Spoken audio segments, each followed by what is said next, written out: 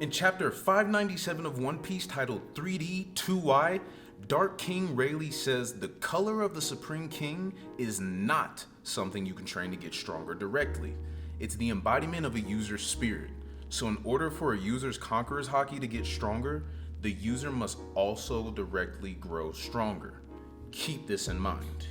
Now fast forward to chapter 1043, and Oda says to like, comment, and subscribe if you enjoyed this video. I'm just playing, but on a real note, fast forward to chapter 1043, and Kaido had just presumably defeated Luffy.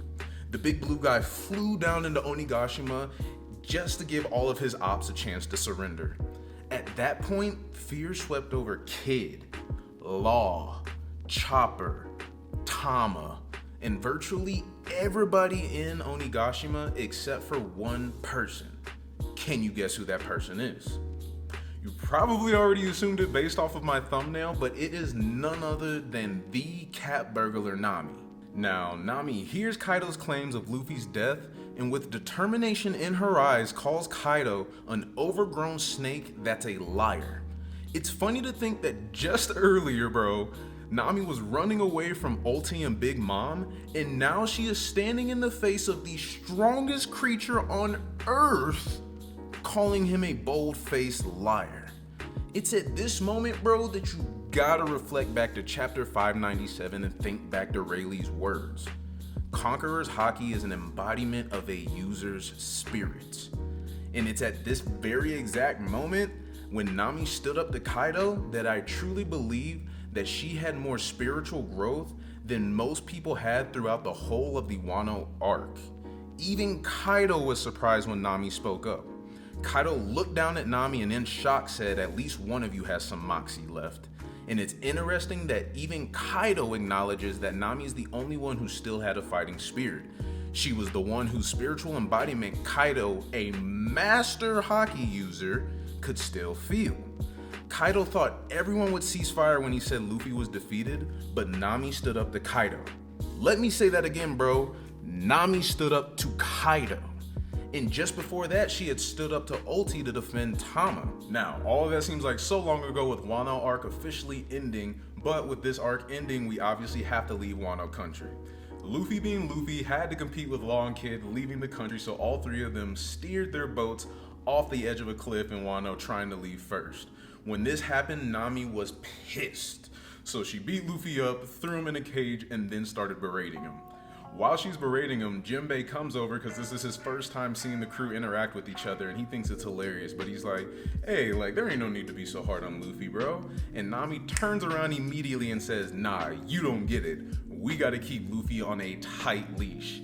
And as this happens, Jinbei laughs because he sees all this Conqueror's Haki coming out of Nami and he's just like, "Oh, is that Conqueror's Haki I see?" And we kind of got left off as a fan base being like, is this just a fun gag since this is the first time that we've had the crew together on the boat in a while? Or does Nami really have Conqueror's Haki? And to answer my own question, this video, I'm telling you, I think Nami has Conqueror's Haki. Not only that, but by the end of the video, I want to convince you that I think that Nami could quite possibly be a user of all three forms of Haki. This is just a fun video. I am no One Piece analyst that studies the series, but I do think that there's some things that I've noticed and have always questioned that lead me to think that Nami could, like I said, have all three forms of Haki control without even knowing it. So without further ado, let's get into the other two forms. Now, the next form of Haki that I want to talk about is observation Haki. One thing that has always fascinated me with Nami is her ability to detect or sense the weather. It's been described by Princess Vivi as an almost supernatural ability that Nami can sense with her body, and we've seen throughout the voyages that Nami is our navigator. Like, quite literally without Nami's guidance during our trips to the Grand Line, we would not have survived this whole time. So I do not want to undermine how much time and study effort that Nami has devoted to all of this. Nami is a talented navigator that truly understands the ocean. If she could use observation Haki, I don't believe that it takes away anything from her navigation accomplishments. But over time, I've noticed that two people on the crew show massive respects to non-living things. And that is Zoro with paying respects to his swords, as well as Nami paying respects to the sea and weather. We learn early in chapter 22 that Nami has not a fear, but a deep respect for the sea. She tells Luffy and Zoro early in their journeys, "Don't you know anything about seamanship? You don't have any food or water. You have to respect the sea." And this is a philosophy that Nami carries with her throughout all of One Piece. She studies the sea and weather patterns so that she's always prepared for the crew and so that she can complete her ultimate goal of drawing a world map. Zoro has such a deep respect for his swords that we've seen him have a spiritual connection with his swords. And I believe that Nami has this same connection with the sea. We've seen this spiritual connection manifest in a supernatural sense, with Zoro quite literally being able to speak to his swords, and we've also seen the manifestation of Ashura, while Nami can predict the weather on the sea in a certain sense. I believe that Nami's ability to sense this weather could be a form of observation haki that she doesn't know that she's using. We've learned that advancing your observation haki can allow the user to predict or see the future.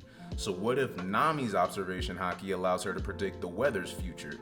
Reflecting back on it, Rayleigh says that almost everyone has haki to some degree, but not everyone knows how to manifest or use that power. So what if that power is manifested in Nami? She just doesn't know that she's using. Now for armament haki, I want to start off by showing you all this quick short clip.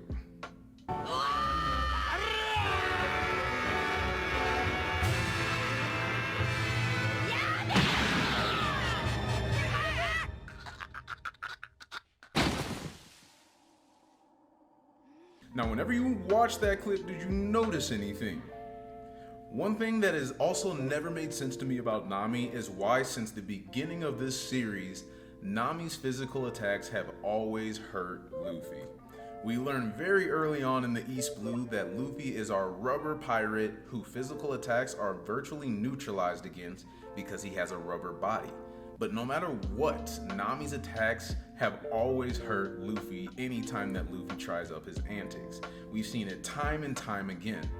Now, one thing that people might say is that it's just a gag that Oda writes in to make the series a little bit more funny. This is a comedy series at the end of the day. But bro, that's boring.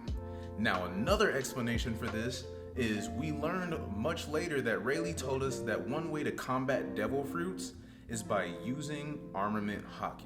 Armament haki allows us to bypass those Logia users or bypass somebody like Luffy that has the rubber body.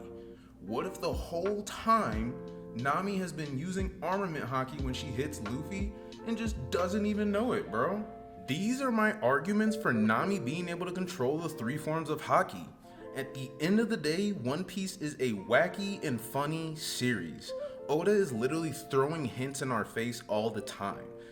Don't forget about the time whenever Zoro's Conqueror's haki got gagged in our faces. Don't think too hard or deep about this whatsoever. We know Oda loves his rule of three.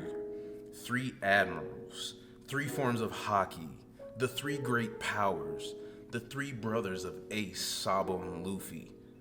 Wouldn't it make sense that the first 3 members of the Straw Hat crew can all use 3 forms of haki?